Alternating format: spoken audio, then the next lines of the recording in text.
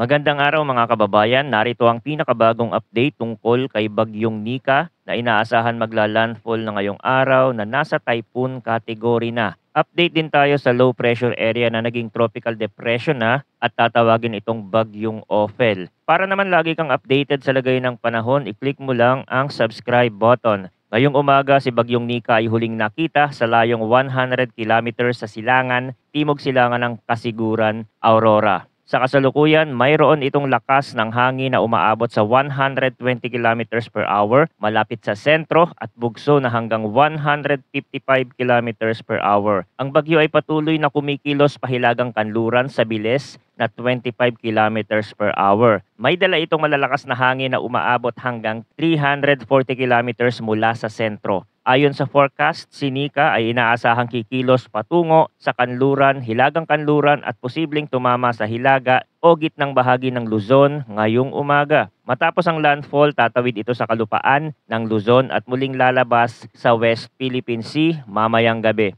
At yung susunod na bagyo naman na si Ophel, posible itong tumama sa kalupaan sa hilaga o gitnang bahagi din ng Luzon sa Thursday ng gabi, November 14 or madaling araw ng Friday, November 15. Bagamat hindi pa tiyak ang eksaktong lugar kung saan ito tatama, mahalagang tandaan na ang epekto ng bagyo ay maaaring maramdaman kahit na sa mga lugar na wala sa mismong landfall point. Ang forecast track ng bagyo ay maaari ring magbago depende sa mga susunod na galaw nito, kaya't patuloy nating subaybayan ang bawat galaw ng bagyo. At dahil sa patuloy na paglakas ni Bagyong Nika, nakataas na ang tropical cyclone wind signal number 4 sa hilagang parte ng Aurora, gitna at katimugang bahagi ng Isabela, timog silangang bahagi ng Abra, gitna at silangang bahagi ng Mountain Province, silangang bahagi ng Ifugao at kanlurang bahagi ng Kalinga. Sa mga lugar na nasa ilalim ng signal number 4, asahan ng typhoon force winds sa loob ng 12 hours. Ang lakas ng hangin dito ay nasa 118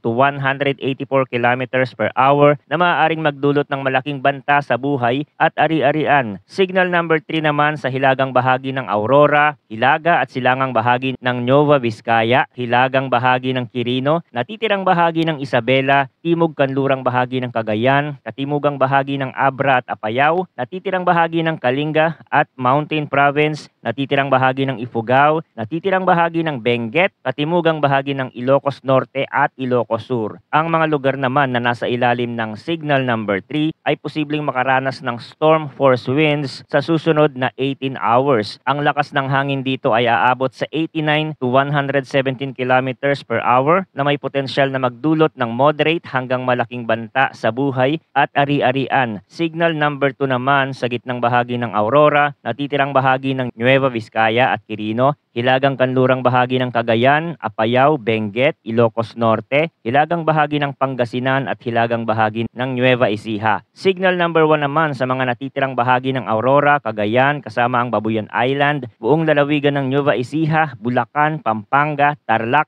hilaga at gitnang bahagi ng Zambales, Metro Manila, Rizal, silangang bahagi ng Laguna, silangang bahagi ng Quezon at hilaga at silangang bahagi ng Camarines Norte at Camarines Sur. Ang Bagyong Nika ay magdudulot ng malakas na pag-ulan sa Luzon lalo na sa mga nasa ilalim ng signal number 4. Posibleng magkaroon ng pagbaha at landslide sa mga mabababang lugar at mga gilid ng bundok. Pinapayuhan ng lahat na maghanda. May mataas na panganib ng storm surge sa mga baybayin ng Ilocos Norte, Ilocos Sur, La Union, Pangasinan, Cagayan kasama ang Babuyan Island, Isabela, Zambales, Aurora, Quezon kasama ang Polillo Island, Camarines Norte, Camarines Sur at Catanduanes. Maghanda sa mga apektadong lugar at sumunod sa mga abiso. Iwasan ang paglalayag lalo na sa silangang baybayin ng Luzon at sa kanluran ng Northern Luzon. Inaasahang may alon na umaabot ng hanggang 8 meters sa mga baybaying lugar ng Isabela at Aurora. Pinapayuhan po ang lahat na patuloy na subaybayan ang mga susunod na update ukol sa bagyong ito, maging handa sa mga posibleng epekto tulad ng pagbaha at pagguho ng lupa lalo na sa mga lugar na may mga nakataas na tropical cyclone wind signal. Ang panahon ay mabilis magbago kaya't manatiling updated sa mga susunod na ulat mula dito sa channel para sa pinakabagong balita tungkol sa lagay ng panahon. Salamat sa inyong pagtutok at manatiling ligtas.